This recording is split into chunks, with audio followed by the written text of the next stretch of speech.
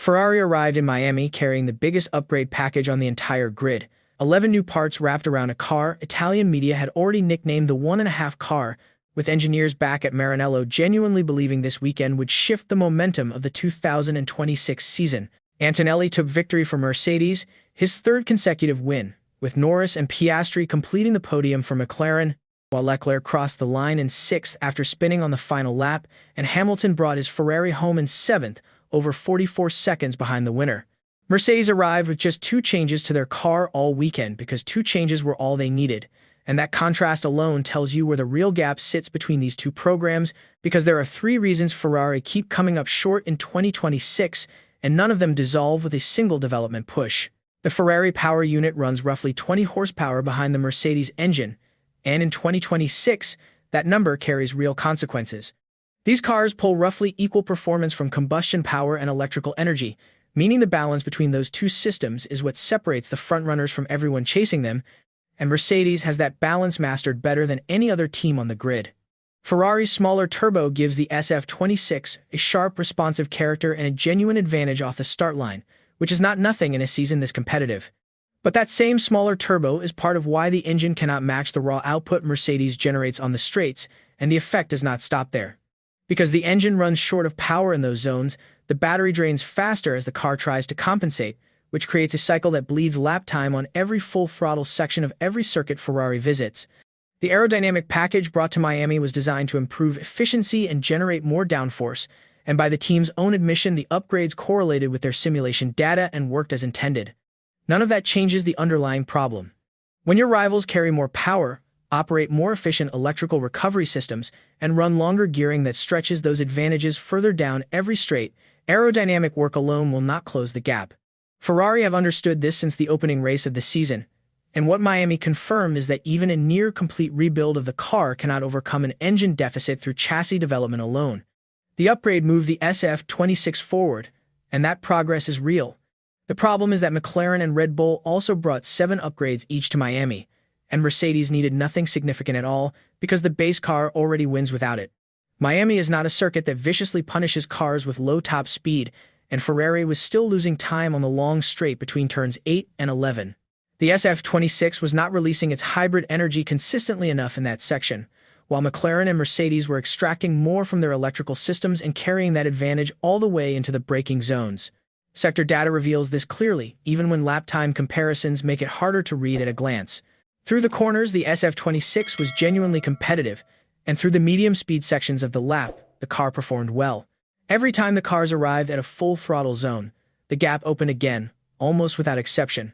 In qualifying, what this produced was a car that could not find the same final step the other frontrunners found on their last runs. Everyone else improved.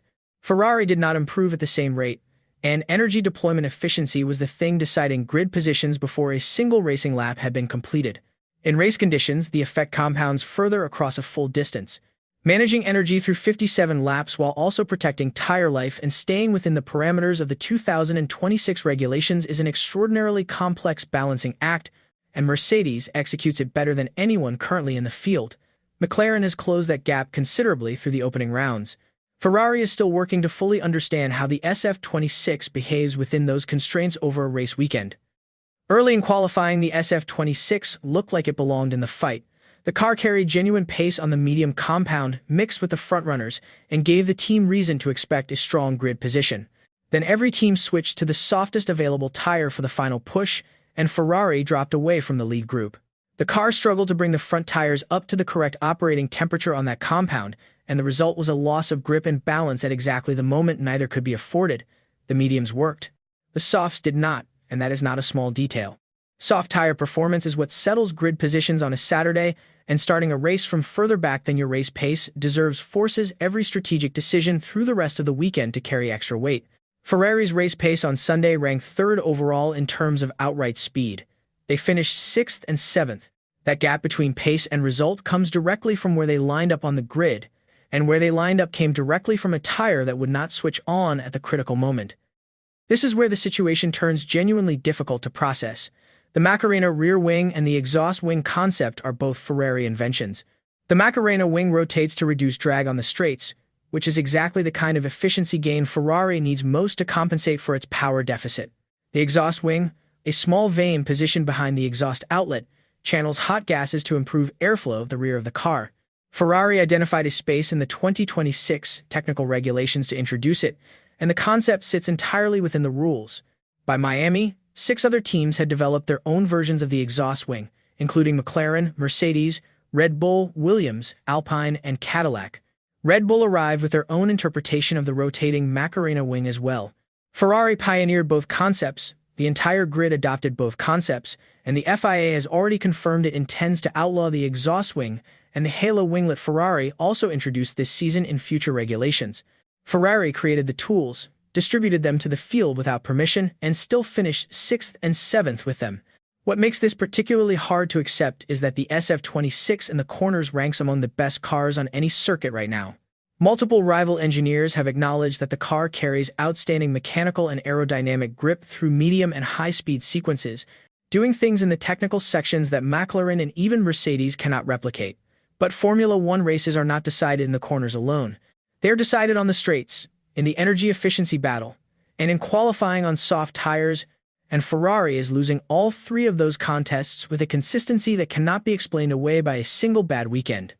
The main route back runs through the ADUO system, a regulation the FIA introduced in 2026 that allows engine manufacturers falling behind on power to access additional development opportunities during the season. Ferrari expects to qualify for that pathway, and the team has been open about the fact that it forms the center of their recovery plan for the remainder of the year. More engine development produces more straight-line speed, and once that arrives, the aerodynamic work Ferrari has already banked starts to compound into something that can genuinely challenge for race wins on a consistent basis. That is not where things stand at this moment. Ferrari currently sits second in the constructors' standings, but McLaren closed that gap at Miami with both Norris and Piastri collecting podium finishes. Leclerc now sits 37 points behind championship leader Antonelli. The situation is not yet in crisis, but it is drifting in the wrong direction at precisely the moment McLaren is finding its stride. Until Ferrari resolves the engine deficit, brings the energy deployment in line with the leaders, and learns to extract the soft tire in qualifying, the gap to Mercedes will hold. The chassis is not the problem. Everything wrapped around it is, and that is the honest assessment of where Ferrari stands after Miami. If this breakdown helped, please leave a like and subscribe for more 2026 season coverage, and let us know in the comments whether you think Ferrari can close this gap before McLaren does.